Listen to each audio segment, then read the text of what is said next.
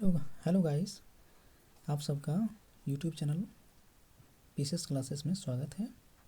जैसा कि आप थंबनेल में देख चुके होंगे कि आज हम बात करने वाले हैं एसएससी फीज 12 के बारे में, जिसमें एसएससी ने एक नई वेबसाइट लॉन्च करी है। जिस वेबसाइट का नाम आप देख सकते हैं ssc.gov.in। अब जितनी भी नई नई भर्तियाँ होंगी, जितनी नई वैकेंसियाँ होंगी, सारे इसी वेबसाइट पर देखने को मिलेंगी। हालांकि अभी बहुत कुछ अपडेट होना बाकी है, फिर भी आज हम बात करने वाले हैं फेज 12 के बारे में, जो एसएससी की तरफ से लाया गया है। अब हम बात करते हैं इसके ऑनलाइन के बारे में कि ऑनलाइन कब स्टार्ट होने वाली है। तो ऑनलाइन का डेट जो है वो स्टार्ट हो चुका है 26 फरवरी 2024 से स्टार्ट हो चुका है, और ये कब तक चलना है? 28 मार्च 2024 तक चलना है। इसे ऑनलाइन करने का एक दिन एक्सटेंड किया गया है। एक दिन के बाद ऑनलाइन कर सकते हैं। 19/3/2024 19 मार्च 2024 तक कर सकते हैं। और करेक्शन का डेट कब से कब तक है? तो आप देख सकते हैं कि करेक्शन फॉर्म में अगर कोई गलतियाँ हुई हो तो उसे करेक्ट करने के लिए आप 22 मार्च 2024 से लेकर 24 मार्च 2024 तक आने की 2 दिनों के का समय आपके पास दिया गया है। ओके, अब आगे बढ़ते हैं।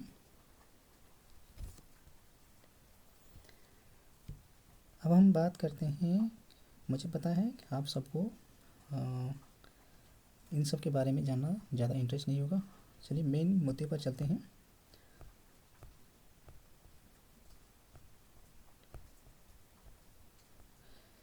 चलिए आप देख सकते हैं यहाँ पे कुछ एज लिमिट दिया गया है, जिसमें अलग अलग पोस्ट के लिए अलग अलग एज लिमिट दिया गया है। इसमें दिया गया है कि कुछ पोस्ट ऐसे हैं जिसका 18 से 25 तक होना चाहिए। कुछ पोस्ट ऐसे हैं जो 18 से 27 होने चाहिए, किसी का 18 से 28 होने चाहिए, किसी का 18 से 30 होने चाहिए। इस तरह से बाकी पोस्ट दिए गए हैं, जैसा कि आप सब देख सकते हैं।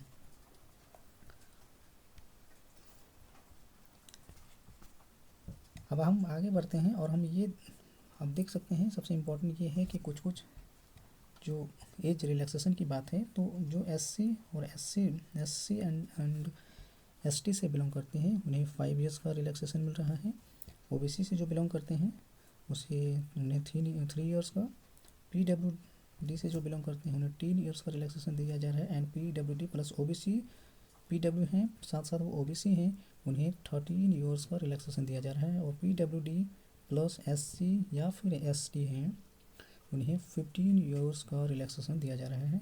अगर कोई एक्स सर्विसमैन है तो उन्हें 3 years after deduction of the military service rendered from the actual age age on the 18 March 2024। Okay, कुछ और क्राइटेरिया दिए गए हैं।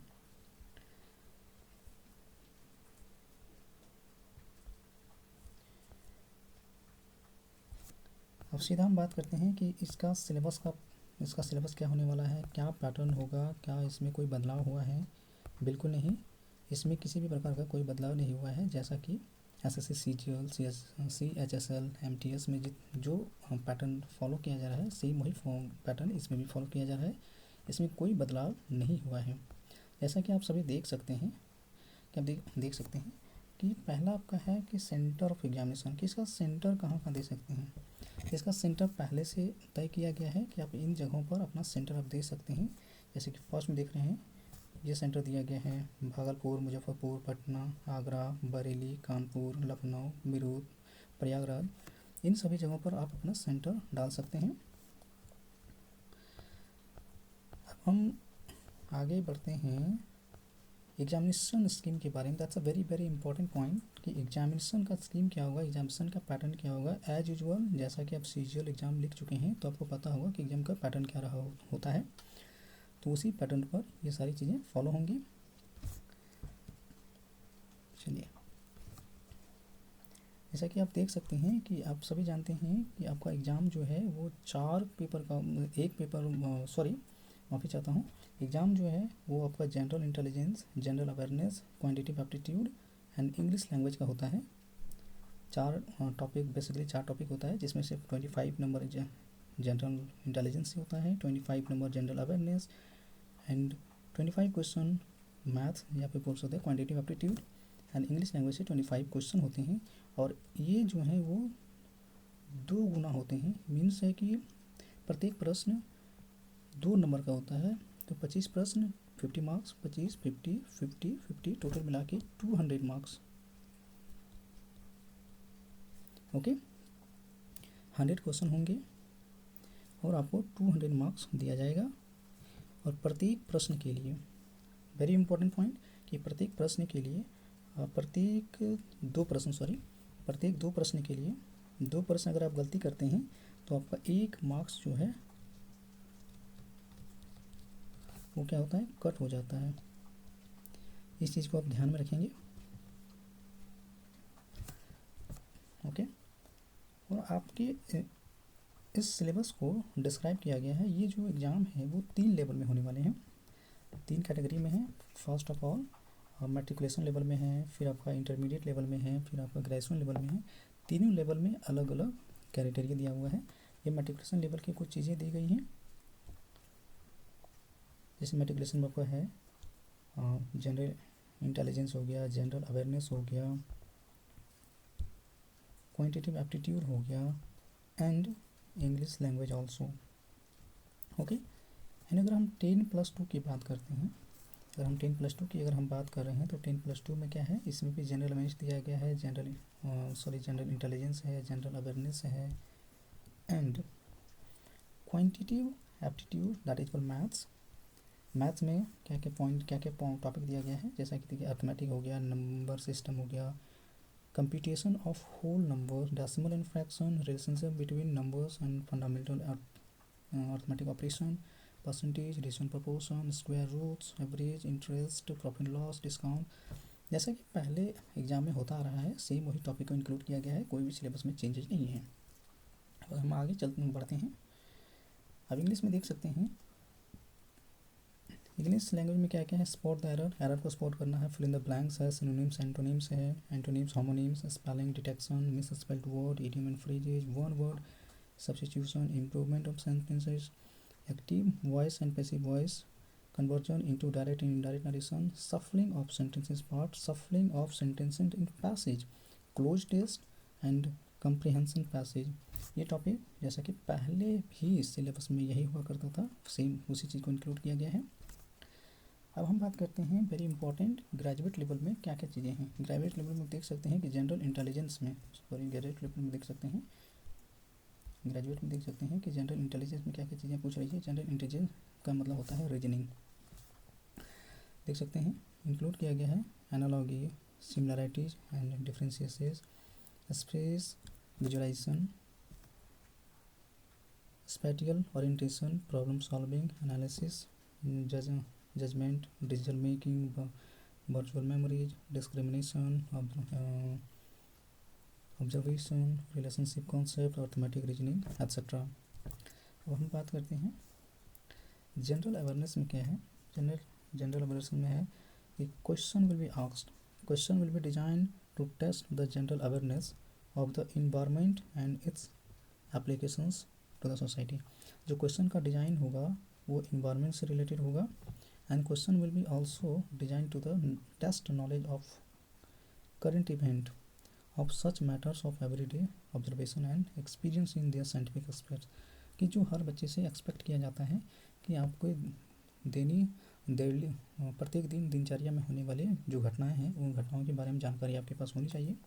एंड एजुकेशन पर्पस में the test will be included questions related to India and its neighbouring countries, specially painting, history, cultures, geography, economics, science, general polity and scientific research.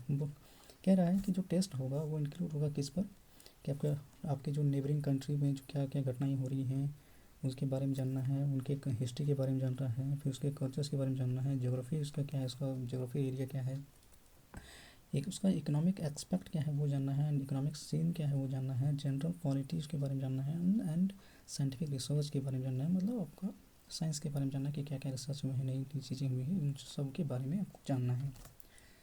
अब हम quantitative aptitude के बारे में अगर हम बात करते हैं तो इसमें क्या क्वेश्चन, किस तरह का क्वेश्चन डिजाइन होगा। अब जैसे कि ऊपर हम देख चुके हैं कि क्वेश्चन का डिजाइनिंग होगा आपका सेम है कि whole number, decimal, fraction, relationship between numbers, percentage, ratio, square root, average, interest, profit, ये सभी जो टॉपिक्स हैं सारे सेम टॉपिक्स हैं, कोई भी टॉपिक्स में चेंजेस नहीं किए गए। इन सारे टॉपिक्स से क्वेश्चंस पूछे जाएंगे। ओके, अब इंग्लिश लैंग्वेज की बात करते हैं तो इंग्लिश लैंग्वेज में क्या है कि candidate ability to understand correct English, उन्हें इंग्लिश की समझ होनी चाहिए। His basic comprehension and writing ability, और क्या है कि उनकी बेसिक कंप्रिहेंशन भी अच्छी होनी चाहिए, राइटिंग एबिलिटी भी अच्छी होनी चाहिए, and answer to be tested. The question will be in part A, B and D will be of a level commensurate with the essential qualifications, which graduation and question in the part of C will be of 10th standard level। जो question होंगे वो normally आपके 10th level से पूछे जाएंगे। Okay,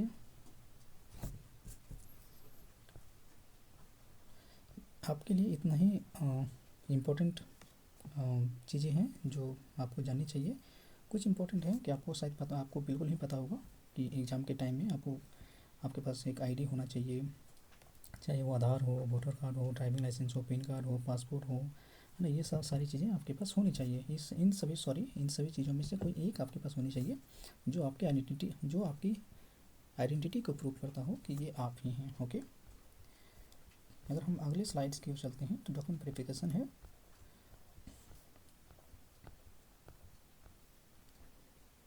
अब यहाँ पे दिया गया कुछ सिलेक्शन का प्रोसीजर है कि क्या क्या सिलेक्शन, कैसे सिलेक्शन होगा, क्या प्रोसीजर है, इस सारी प्रोसीजर के बारे में बताया गया, वो आप पढ़ने के बाद समझ में आ जाएगा ये।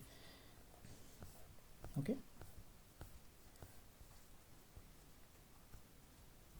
अब अगर हम इनके कट ऑफ की बात करते हैं तो यहाँ पे कुछ एक कट ऑफ को मेंशन किया गया है। तो candidate scoring less than cut off marks as given below will not be consider for the next stage of recruitment. जैसा कि हम सभी जानते हैं कि जो यहाँ पे कट ऑफ दिया गया है वो कट ऑफ का कोई मतलब नहीं है। हाँ, आप सभी को यह कट ऑफ क्या करना है, जैसे दिया गया है कि जनरल के लिए 30% होने चाहिए, ओबीसी यानी ईडब्ल्यूएस के लिए आपको 25%, अदर कैटेगरी के लिए 20%। जैसे कि हम जानते हैं कि ये कट ऑफ जो है एक वर्चुअल है, आपको 30% से ज़्यादा ही लाना पड़ेगा, क्योंकि आप जानते हैं कि कट ऑफ कितना हाई जाता है एसएससी के लिए। सो ये कट ऑफ एक नॉर्मल वे में दिया गया है, इस चीज़ को आपको ध्यान नहीं रखना है। बस आपको ये ध्यान रखना है कि आपका जो स्कोर है वो अच्छा से अच्छा होना चाहिए, सारे प्रश्नों को सही से हल करेंगे, नेगेटिव लेने का प्रयास ना करेंगे। ओके, अब हम आगे की ओर देखते हैं तो कुछ उसके बाद और कुछ जानने के लिए नहीं है। अगर कुछ आप सभी दोस्तों को कुछ और जानना हो तो आप ssc.gov.in पर आप लॉगिन करेंगे तो आपको सारी जानकारी मिल जाएंगी। आई होप यह वीडियो आपके लिए बेनिफिशियल होगा। एंड जिन दोस्तों ने मेरे चैनल को सब्सक्राइब नहीं किया है, please subscribe my channel and like button पर प्रेस करें। थैंक यू, धन्यवाद।